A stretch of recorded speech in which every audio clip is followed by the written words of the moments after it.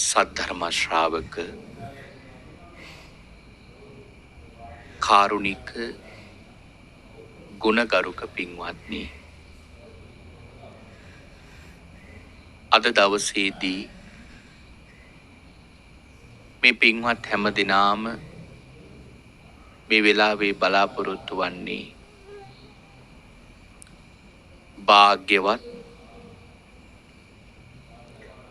අරහත් සම්මා සම්බුදුරජාණන් වහන්සේ විසින්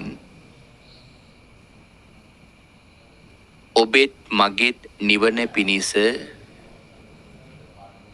මහා කරුණාවෙන් දේශනා කොට වදාළ සුවාසෝ දහසක් ධර්මස්කන්ධයන් අතරින් ඊ타ත්ම වටින ධර්ම කාරණාවක් ශ්‍රවණය කරන්නටයි. අද ධර්මානුශාසනාව සඳහා පිටති මම මාතෘකාව ලෙස තෝරාගත්තා ධම්මපද පාළියේ ප්‍රකීර්ණක වර්ගයට අයත් ගාථා රත්නය. දුරේ සන්තෝ පකාසෙන්ති හිමවන්තෝව පබ්බතෝ අසන්තෙත්ත නදිස්සන්ති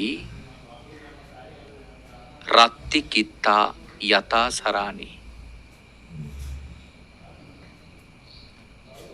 අපේ භාග්‍යවතුන් වහන්සේ අනේපිඩු සිටුතුමාට දේශනා කරපු ගාථා රත්නය.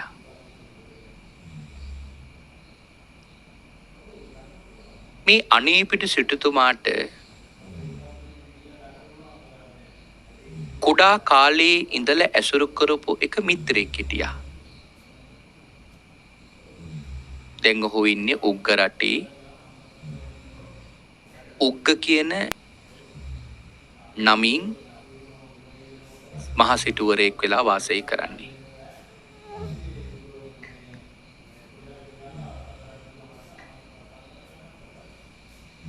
එකටමයි කුඩා කාලේ දෙන්න ජීවත් වුණේ. එකටමයි ඉගෙන ගත්තේ.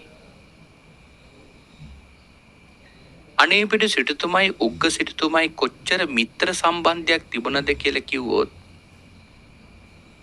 පින්වත්නි, කුඩා කාලේ මේ දෙන්න අතර කතිකාවක් කරගෙන තිබුණා.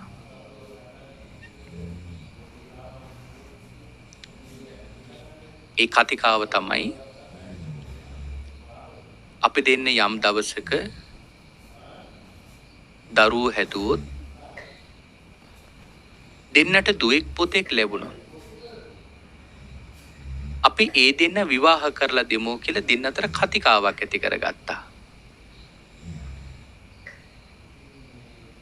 ඒ තරම් ළඟ මිත්‍ර බවක් මේ දෙන්න අතර තිබුණා.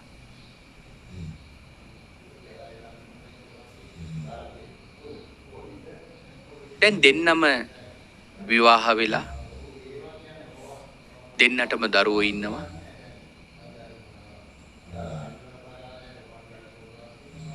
දෙන්න බොහෝම දක්ෂ ව්‍යාපාරිකයෝ දෙන්නේ.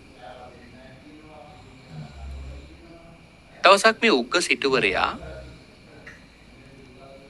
ව්‍යාපාර කටයුත්තකට සැවැත් නුවරට ආවා. ඒ ආපු වෙලාවේ නවාතැන් ගත්තේ සැවැත් නුවර අනේපිඩු සිටුතුමාගේ මාලිගාවේ.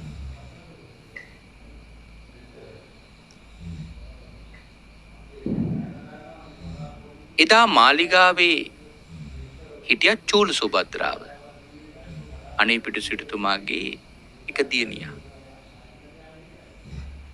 ඇයට කිව්වා උග්ග සිටුවරයාට එහෙම නැත්නම් තමන්ගේ මිත්‍රයාට ආගන්තුක සත්කාර කරන්න කියලා.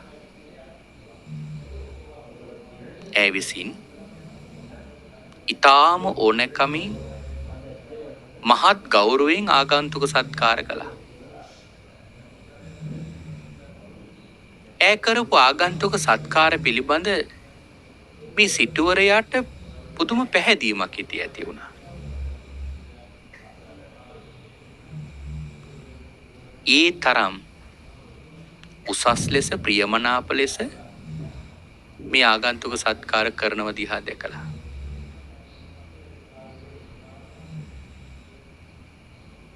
ඇයට පින්වතුනි මෙවැනි ආభాෂයක් ජීවිතයට ලැබුණේ මොකක් නිසාද? පින්වතුනි තමන්ගේ පියා නිසා බුදුන් සරණ යෑමේ ප්‍රතිඵලයක් නිසා. මේ ලෝතර බුදුරජාණන් වහන්සේගේ ධර්මයේ තුල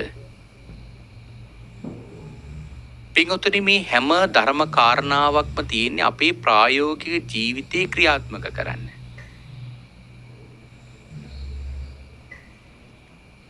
මේ ධර්මයේ තුල මට දැනෙච්ච එක විශේෂත්වයක් තියෙනවා.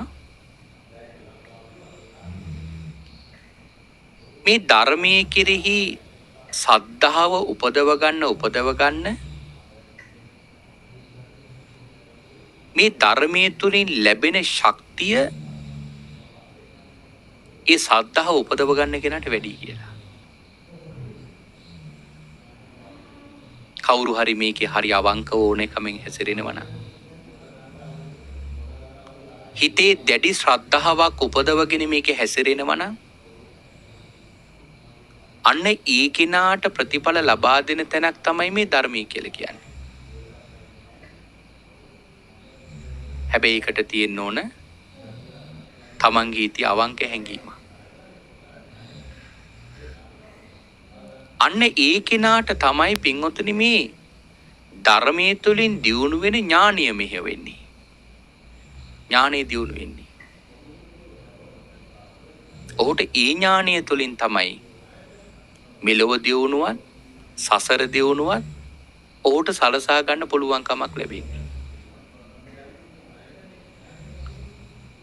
මේ චූල සුභද්‍රාවගේ ළඟ තිබුණේ අන්න එහෙම ධර්මයෙන් දියුණු වෙච්ච ජීවිතයක්. ඇයගේ ළඟ මේ වෙලාවේ විදහා පෑවේ මේ උසස් ආචාර ගෝචර සම්පන්න භාවයේ කියන කාරණාව. මොකද මේ උසස් ආචාර ගෝචර සම්පන්න භාවය කියලා කියන්නේ?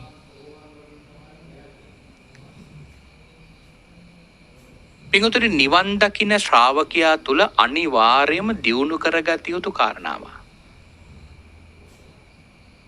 දැන් ඔය ගණක මොග්ගල්ලාන කියලා එක ගණකාධිවරයෙක් දවසක් බුදුරජාණන් වහන්සේගෙන් ඇවිල්ලා අහනවා, ස්වාමීනි මේ ලෝකේ ඕනෑම දෙයක් කරනකොට යම්කිසි වැඩපිළිවෙලක් තියෙනවා.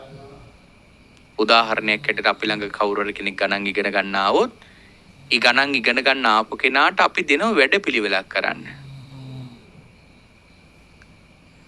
තවත් විදියකින් කියනවා නම් ස්වාමීනි මේ පූර්වාරාමේ පවා හදලා තියෙන්නේ යම් සැලසුමකට. මුලින් අත්තිවාරම දාලා ඊට පස්සේ බිත්ති නංවලා ඊට පස්සේ තමයි වහල සෙවිලි කරලා මේ පූර්වාරාමේ හදලා තියෙන්නේ. ස්වාමීනි අන්න ඒ වගේ ඔබ වහන්සේගේ ශාසනයේ මොනවා හරි වැඩපිළිවෙලක් තියෙනවද කියලා අහනව කරගෙන යන්න. ඉතින් ඒ වෙලාවේ බුදුරජාණන් දේශනා කරන තියෙනවා.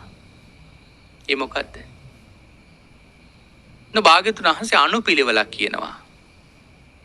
මොකද භාග්‍යවතුන් වහන්සේ දේශනා කරලම තියෙනවා නාහම් භික්කවේ ආදිකේනේව අඤ්ඤාරාධනං වදාමි. මහණෙනි මම කවදාවත් කියන්නේ නැහැ මේ ශාසනයට කෙනෙක් ආපු ගමන් නිවන් දකින්නවා කියලා. ඒ නිවන් දකින්න ශ්‍රාවකයාට අනුපුබ්බ සික්ඛා අනුපුබ්බ කිරියා අනුපූර්ව ප්‍රතිපදා කියලා පිරියුතු අනුපිළිවෙලක් තියෙනවා. ඒතර මේ ශාසනයේ අනුපිළිවෙල තමයි පළවෙනි කෙනා සිල්වත් වෙන්නට ඕන. කොච්චර සිල්වත් වෙන්නට ඕනද? දැන් ගිහි ජීවිතයේ පන්සිල් පද 5 රකින්න ඕන. තව දියුණු කළා 8 සිල් 10 සිල් රකින්න ඕන. පැවිද්දා සාමණේර සීල උපසම්පදා සීල රකින්න ඕන. මෙන්න මේ මට්ටමට සිල්වත් වෙන්න ඕන.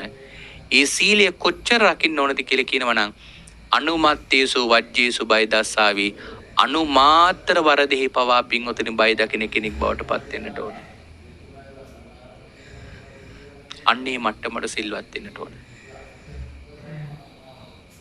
එහෙම සිල්වත් වෙච්ච කෙනාට ඊළඟට කරන්න තියෙන වැඩපිළිවෙල තමයි ආචාර ගෝචර සම්පන්න වෙන්න ඕන. මොකද මේ ආචාර ගෝචර සම්පන්න කියලා කියන්නේ උසස් ආචාර විදි තමන්ගේ ජීවිතේ පුරුදු පුහුණු කර ගැනීම. අපි පින්වතුන් අහලා තියෙනවා මේ ධර්මයේ තුල බුදුරජාණන් වහන්සේගේ ශාසනය තුල මේ කුලය කියන කාරණාව උන්වහන්සේ ප්‍රතික්ෂේප කළා තියෙනවා. නමුත් අපේ පින්වතුන්ට ධර්මයේ ඇහිලා නැද්ද? බුදුරජාණන් වහන්සේ මේ කුලය කියන එක වර්ණනා කරලා තියෙනවා. දැන් උන්වහන්සේ මෙලොව එළිය දකින මෙලොව මනුෂ්‍ය ලෝකෙට ඉපදින පහළ වෙනකොට තුසිත දිව්‍ය පුරේ ඉඳලා කුලය කියලා වෙනම බැලුවා. පස් මහා බැලුම් වල. ඊළඟට මේ ශාසනයේ පින්වතුනි ඔය කාලිගෝදාය බද්දිය මහරහතන් වහන්සේට විශේෂ අග්‍රස්ථානයක් පවා ලබා දුන්නා. උසස් කුලයෙන් පැවිදි වෙච්ච භික්ෂුන් අතරින් අගතැන්පත් කියලා. මොකද මේ කුලය කියලා කියන්නේ? මොකද භාග්‍යවතුන් වහන්සේ ප්‍රතික්ෂේප කුලය කියලා කියන්නේ? භාග්‍යවතුන් වහන්සේ ප්‍රතික්ෂේප කරපු කුලය කියලා කියන්නේ පින්වතුනි අද මේ අපේ සම්ප්‍රදාය කතා කරන කුල ක්‍රමය. අපේ සම්ප්‍රදාය කතා කරන කුල ක්‍රමය තමයි ගොයිගම කුලය, කරා කුලය, දුරා කුලය. ඔහොම කුල ක්‍රමයක් තියෙනවනේ. ඕක මේ බුදුදහමේ ක්‍රමයක් නෙමෙයි. ඔය ක්‍රමය බ්‍රාහ්මණ දහමින් ආපු ක්‍රමයක්. මොකද මේ පන්ති බෙදීම තියෙන්නේ බ්‍රාහ්මණයන් ළඟ. බ්‍රාහ්මණ දහම තුල තිබුණේ. නමුත් අවාසනාවකට මේ කාරණාව අපේ මේ බෞද්ධ සම්ප්‍රදාය තුලත් මුල් වැසගෙන තියෙනවා. දැන් බ්‍රාහ්මණිය තුල තමයි තිබුණේ මහා බ්‍රහ්මයාගේ මුවින් උපන් පිරිස බ්‍රහ්මියෝ. මහා බ්‍රහ්මයාගේ දෙබාහුවෙන් උපන් පිරිස ශාස්ත්‍රියෝ, කලවවෙන් උපන් පිරිස වෛශ්‍යයෝ, යටිපතුලෙන් උපන් පිරිස ශුද්‍රයෝ. එimhe කියලා පන්ති බෙදීමක් තිබුණා. භාග්‍යවතුන් වහන්සේ ප්‍රතික්ෂේප කළේ ආන්ගේ පන්ති බෙදීම. එහෙනම් මොකද මේ වර්ණනා කරපු කුල ක්‍රමය? වර්ණනා කරපු කුල ක්‍රමය කියලා කියන්නේ භාග්‍යවතුන් වහන්සේ දේශනා කරනවා නජජ්ජා වසලෝ හෝති නජජ්ජා හෝති බ්‍රාහ්මනෝ කම්මනා වසලෝ හෝති කම්මනා හෝති බ්‍රාහ්මනෝ. මහණෙනි කවදාවත් කෙනෙක් උප්පත්තියෙන් වසලෙක් වෙන්නෙත් නෑ, උප්පත්තියෙන් බ්‍රාහ්මණෙක් වෙන්නෙත් නෑ. ක්‍රියාවෙන් තමයි කෙනෙක් වසලෙක් වෙන්නේ, ක්‍රියාවෙන් තමයි කෙනෙක් බ්‍රාහ්මණෙක් වෙන්නේ. එතකොට පින්වතුනි මේ ක්‍රියාව තමයි කෙනෙක් උසස් බව පහත් බව තීරණය කරන්නේ. අන්න ඒ වත්පිළිවෙත් රැකීම ඉව ඉටු කිරීම තමයි උසස් ආචාර ගෝචර සම්පන්න භාවය කියලා ධර්මී කතා කරන්නේ. මේවා පින්වතුනි අපේ ධර්මයේ තුල බොහෝ කාරණා ඔස්සේ භාග්‍යවතුන් වහන්සේ දේශනා කරලා තියෙනවා.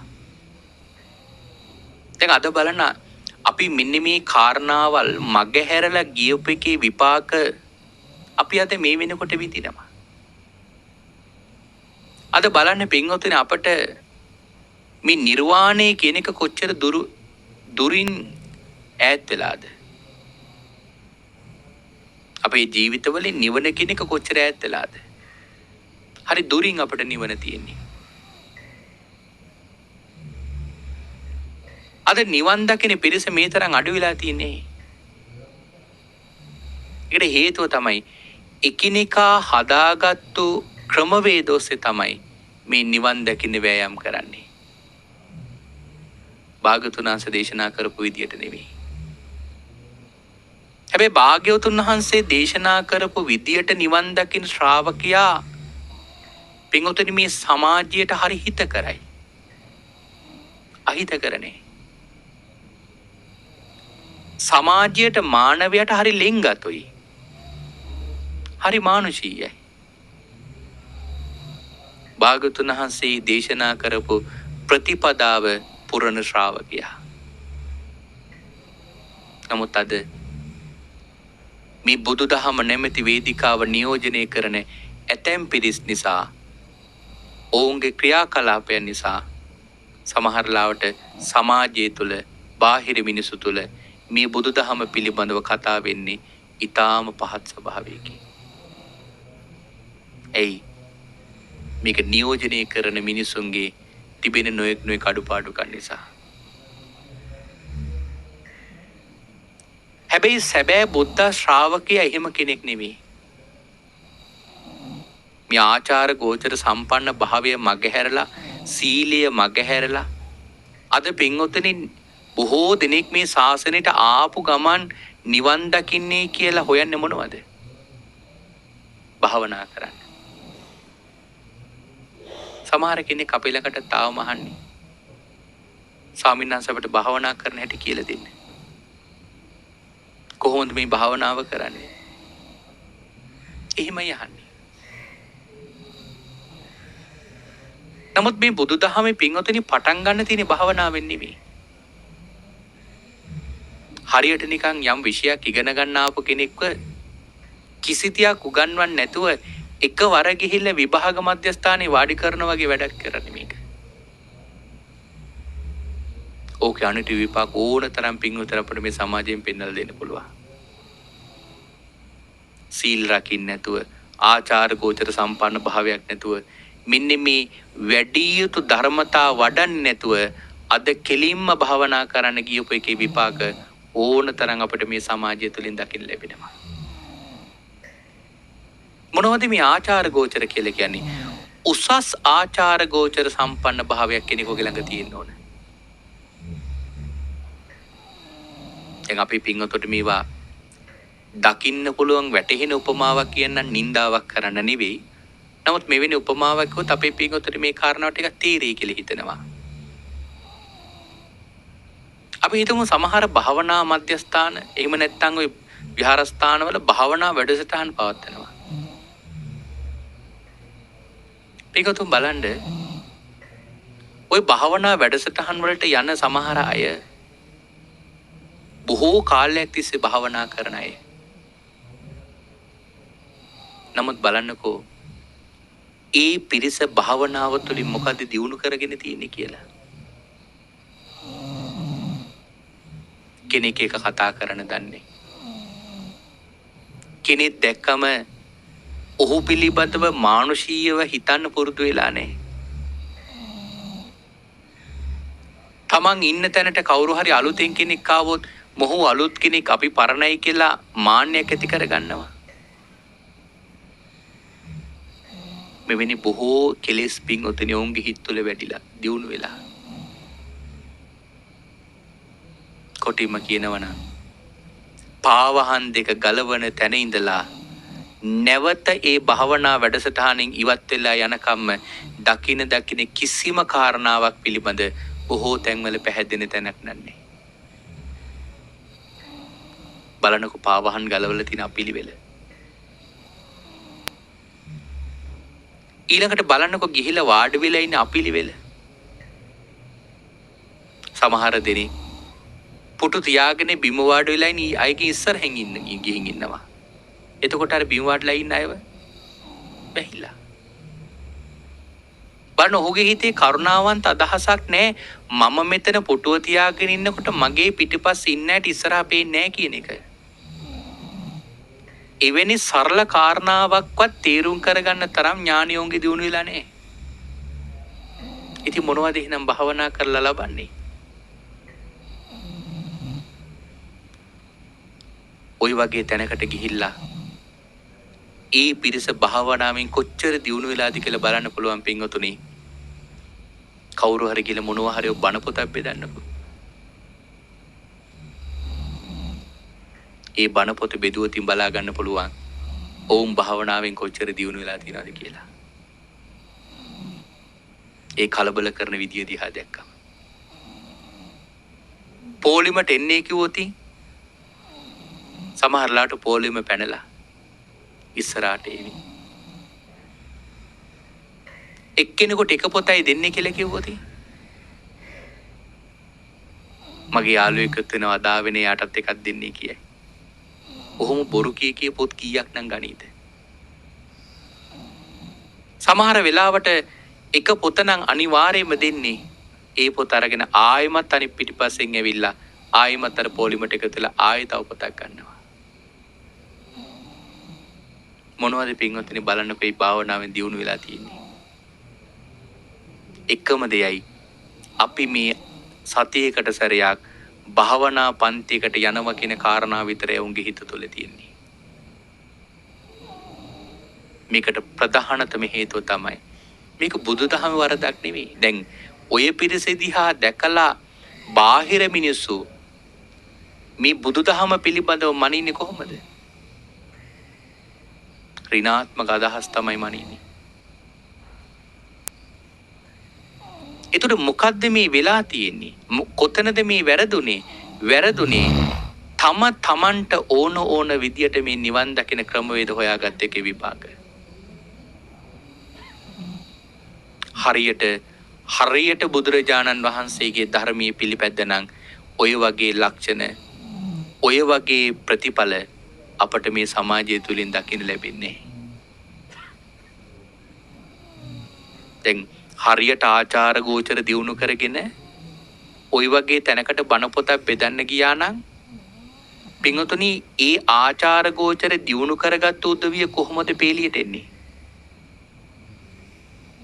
පින්වතුනි ඉස්සර වෙලාම අවස්ථාව දෙන්නේ වැඩිහිටියන්ට. වැඩිහිටියෝ තමයි ඉස්සරහින් තියන්නේ.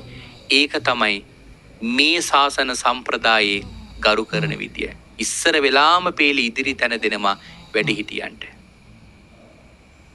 බාල පිරිස් පස්සට යනවා. එහෙම තමයි හිතන්න පුරුදු වෙන්නේ.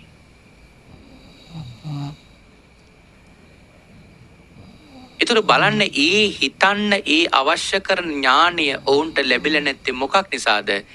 ඒකට අදාළ කරන ධර්ම කාරණාවල් තමන්ගේ ජීවිතය තුළ ප්‍රගුණ කළා නැහැ. එනම ආචාර ගෝචර සම්පන්න භාවය කියන එක හරි උසස් අත්‍යවශ්‍යයි. නිවන් දකින ප්‍රතිපදාවට අනිවාර්යයෙන්ම අත්‍යවශ්‍ය වන කාරණාව. බලන්න පින්වතුනි මේ කාරණාව ඊටාම උසස් ආකාරයට දියුණු වෙලා තියෙන ඔය මියන්මාර් රටේ. අපේ පින්වතුන්ගේ අන්තර්ජාලය වගේ පරිහරණය කරනවා නම් ඔයන් ඕන තරම් තොරතුරු හොයාගන්න පුළුවන්. ඒ රටවල ස්වාමීන් වහන්සේලා කොහොමද දානෙකට වඩින්නේ? කොහොමද පින්ඩපාතේ වඩින්නේ? ඔය තායිලන්ත වගේ රටවල බලන්න. පින්වතුනි අපේ පින්වතුන් පිළිගන්න අදටත් මියන්මාර් රටේ මේ මොහොත වෙනකොටත් පින්වතුනි රහතන් වහන්සේලා වැඩ ඉන්නවා. ඒකට හේතුව තමයි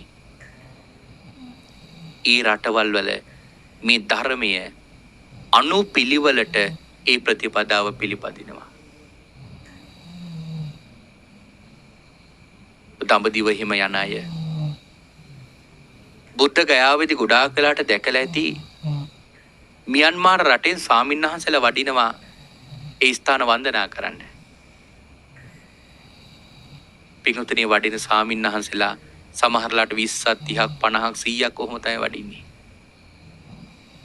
හරිම ලස්සනට හරිම අනුපිළිවෙලකට එකිනෙකා වහන්සේලා එකිනෙකා පස්සෙන් පින්වතුනි වැඩිහිටි පිළිවෙලට බසෙන් බැහැලා වැඩම කරන්නේ. ඒ දිහා බලාගෙන හිටියත් හරි ලස්සනයි. උන්වහන්සේලා පින්වතුනි ඒ තැන්වලට ගිහිල්ලා පාවහන් ටික ගලවන විදිය දිහා දැක්කමත් හරි ලස්සනයි. හරියට නූලක් තියලා ඇදලා ඉරක් ඇඳපු වගේ තමයි උන්වහන්සේලා පාවහන් ටික ගලවන්නේ.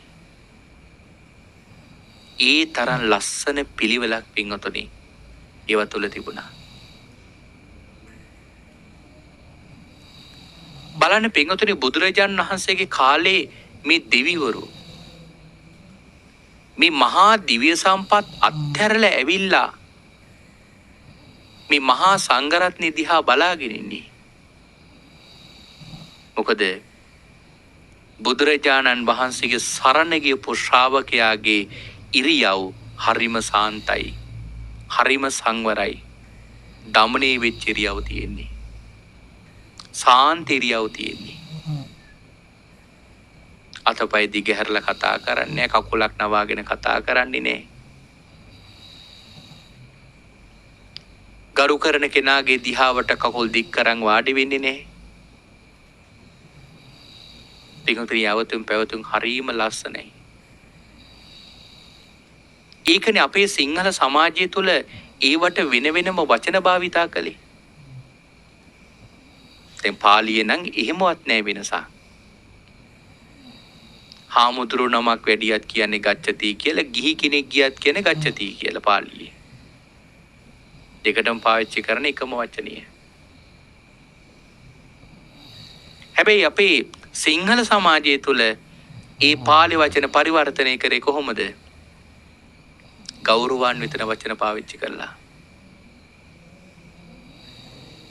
හාමුදුරු නමකගේ ගමනටත් හාමුදුරු නමක් ගමනකට කියන්නේ වඩිනවා කියලා, ගිහියෙක්ගේ ගමනකට කියන්නේ යනවා කියලා.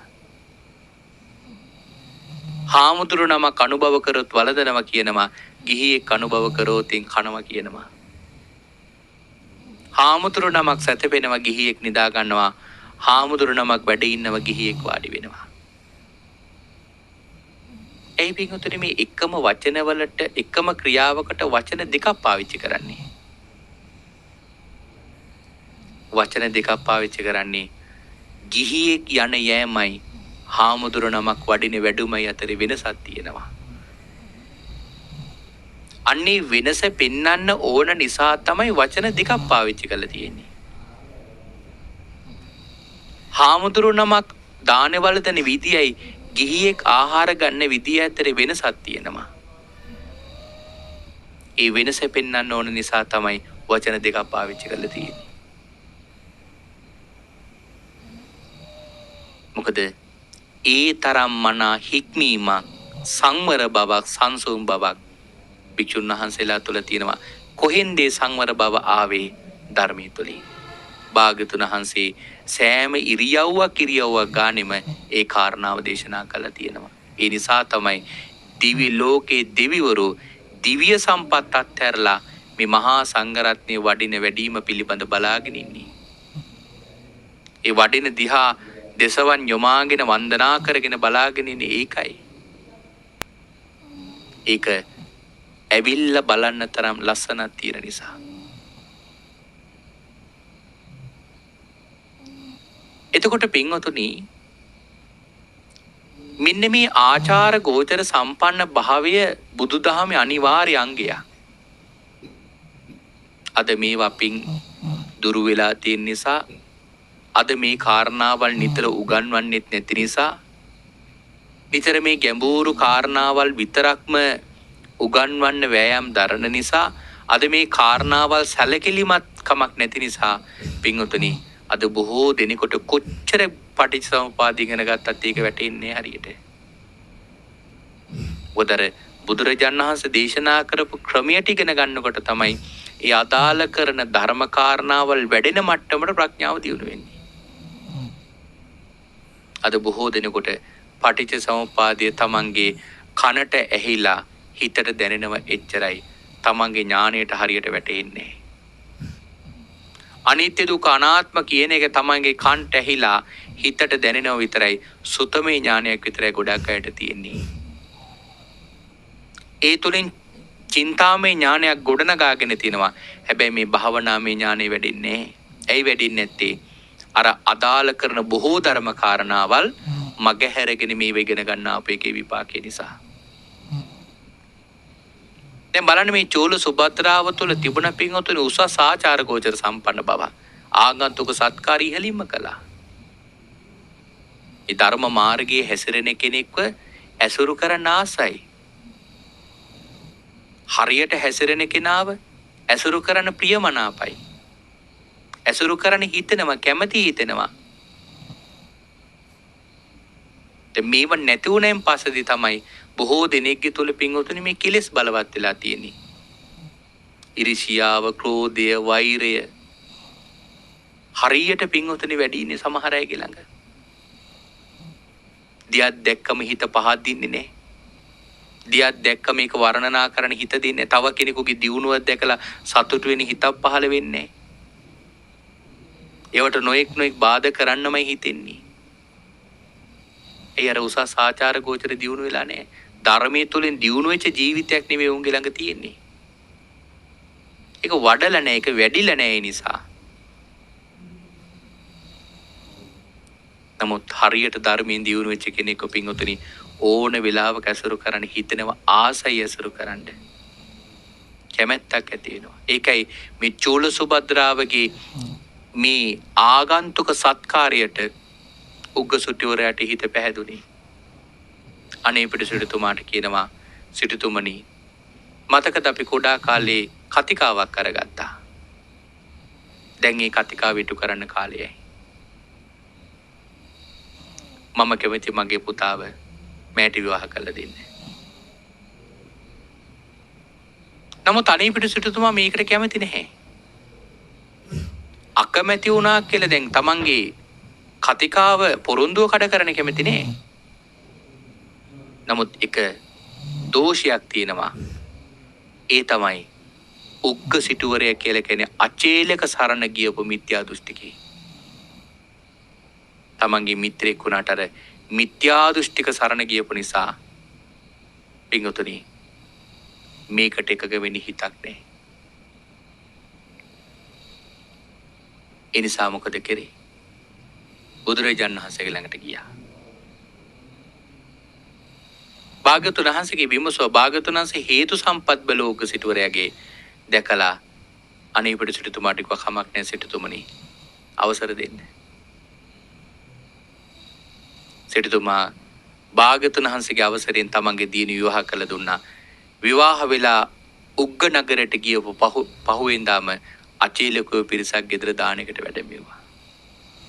අචේලකෝ කියන නිගණ්ඨිය පිරිසක් නිර්වස්ත්‍ර වින්නේ. මේක දැක පෑට පිළිකුල් ඇති වෙලා ඇය හැංගුණා. ඒකට කේන්ති කියපු අචේලකෝ ඇය වහාම නිවසින් එලවන්න කිව්වා. නමුත් උග්ග සිටුවරයාගේ බිරිඳ ඒ කියන්නේ ඇයගේ නැන්දම්මට ගිහින් කියනවා මෑණියනි අපගේ ආර්යයන් වහන්සේලා නම් මෙහෙම නෑ. දමනී වූ ඉන්ද්‍රියන් තියෙන්නේ. සාන්ත වූ ඉරියාපතයක් තියෙන්නේ. උන්වහන්සේලාගේ ගමන පවා ඊටාම සාන්තයි.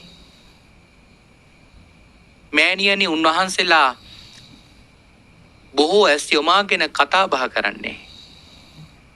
බොහෝ වෙලාවට බිම්බලන් වැඩ ඉන්නේ. මෑණියනි උන්වහන්සේලා වැඩි කතා බහක් නෑ අවශ්‍ය දේ විතරයි කතා කරන්නේ. ඒ තරම් හික්මුණු පිරිසක් මගේ ආරණ හංසලා කියලා මේ බුද්ධ ප්‍රමුඛ සංඝරත්නයේ ගුණයක් සිහිපත් කරනවා. ඒක අහගෙන හිටපො ඒ මෑණියන්ට බුද්ධ ප්‍රමුඛ සංඝරත්නයේ දැක බලා ගැනීමේ බලවත් ආශාවක් ඇති වෙලා ඇයට කියනවා නුඹගේ ආරණ වහන්සේලා අපගේ නිවසට වඩම්මන්න බැරිද? පුළුවන් කියනවා. එන වඩම්මන්න කියනවා. ඔවුන්ට දානීය සෝදානම් කරන්න කියලා ඇය සමන්මල් මිටි 8ක් අරගෙන ඉහළ ප්‍රාසාදයට නැගලා වා කවුලුවකින් දෙවුරම් බෙහෙර දිහා බලාගෙන ඒ මල් මිටි 8 අහසට විසි කරලා ඇය ප්‍රාර්ථනා කරනවා ස්වාමීනි භාග්‍යවතුන් වහන්සේ බුද්ධ ප්‍රමුඛ සංඝරත්නයත් එක්ක හෙට දවසේ අපේ ගෙදර දානෙට වැඩම කරනසේක්වා කියලා ආරාධනා කළා.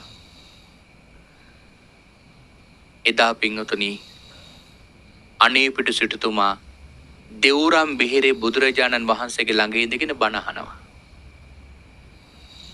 දැන් බණ අහලා ඉවර වෙලා අනේ පිටු සිටුතුමා භාග්‍යවතුන් වහන්සේට කියනවා ස්වාමීනි හෙට දවල් අපේ ගෙදර දානෙට වඩින්න කියලා. නමුත් භාග්‍යවතුන් වහන්සේ කියනවා සිටුතුමනි මම දැන් දානය බාරගෙන ඉවරයි හිට. සිටුතුමා අහනවා ස්වාමීනි කවුද ආරාධනා කළේ? ඔබ වහන්සේත් එක්කනේ දැන් මම මෙච්චර වෙලා හිටියේ. එතකොට භාග්‍යවතුන් වහන්සේ කියනවා සිටුතුමනි චූල සුභද්‍රාවයි දාන්ට ආරාධනා කළේ. සිටුතුමා අහනවා ස්වාමීනි කොහොමද ඒක එහෙම වෙන්නේ? ඇයි නියුදුන් 120ක් දොරින් උග්ග නගරිනේ. ඇයි කොහොමද ස්වාමීනි ඔබ වහන්සේට ආරාධනාවක් කරන්නේ? ආන් ඒ වෙලාවේ ඉහළ ආකාශේ සමන්මල් මිටි අටෙන් වියනක් සෙදලා තියෙන වියන පෙන්නලා සිටුතුමාට කියනවා සිටුතුමනි මෙයයි ඇය ආරාධනා කරපු ආරාධනාව. සිටුතුමනි සත්පුරුෂයෝ ඊටාම දුර හිටියත් හිමාල පර්වතයේ වගේ ඒ සත්පුරුෂයෝ ප්‍රකට වෙනව භාග්‍යවතුන් වහන්සේට. දුරේ සන්තෝ පකාසෙන්ති දුර හිටියත් සත්පුරුෂයෝ ප්‍රකට වෙනව හරියට හිමවන්තෝ පබ්බතෝ හිමාල පර්වතය වගේ. හිමාල පර්වත රාජයා දුර ඉන්න කෙනෙකුටත් පින්වතුනි හොඳට පේනවා. හැබැයි අසන්තෙත්ත නදිස්සන්ති අසත්පුරුෂයවනන් සිටුතුමනි පේන්නේ රත්තිකිත්තා යතා සරානේ රාත්‍රිහි විදින ඊතලයක් වගේ නොපෙනී යනවා. කවුද මේ සත්පුරුෂයා කවුද මේ අසත්පුරුෂයා? සත්පුරුෂයා කියලා කියන්නේ ලෝතුරා බුදුරජාණන් වහන්සේගේ ධර්මය ඉගෙනගෙන ඒ ධර්මයේ ඒ විදියටම පිළිපදින අනුගමනය කරන ශ්‍රාවකයා තමයි සත්පුරුෂයා කියන්නේ. භාග්‍යවතුන් වහන්සේගේ ධර්මය ඉගෙනගෙන ඒක ඒ විදියටම පිළිපදින ශ්‍රාවකයා තමයි සත්පුරුෂයා කියලා කියන්නේ.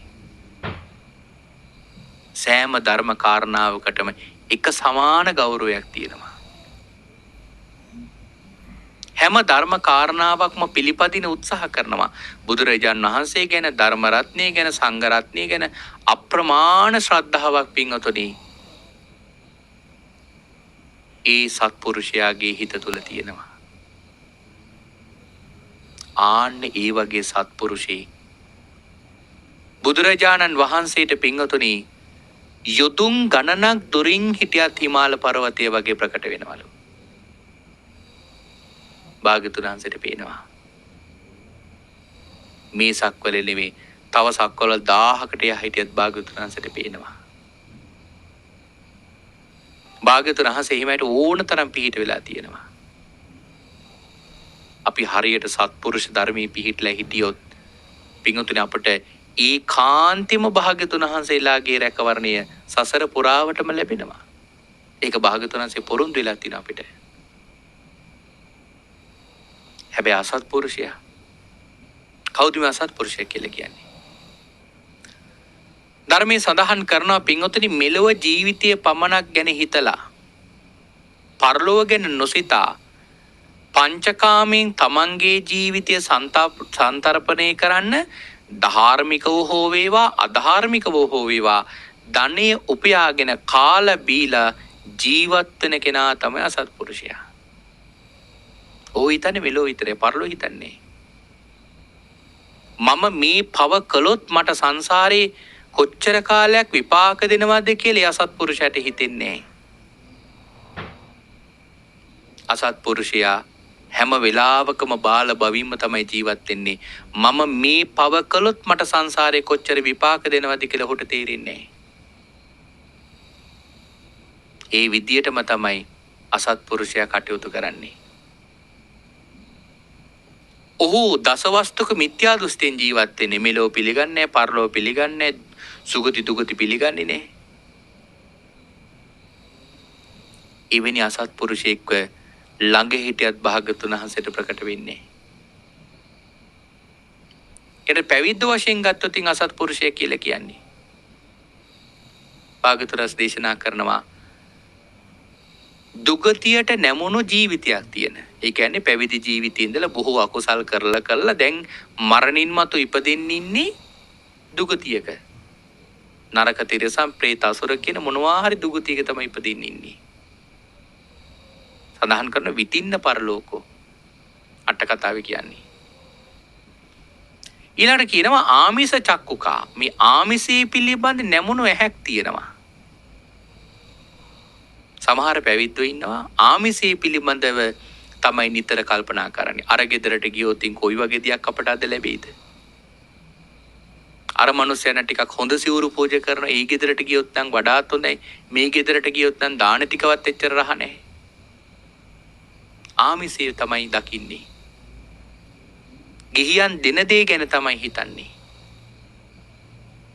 ආන් එහෙම ආමිසේ ගැන හිතලා කටයුතු කරන පැවිද්දා අසත්පුරුෂයෙක්.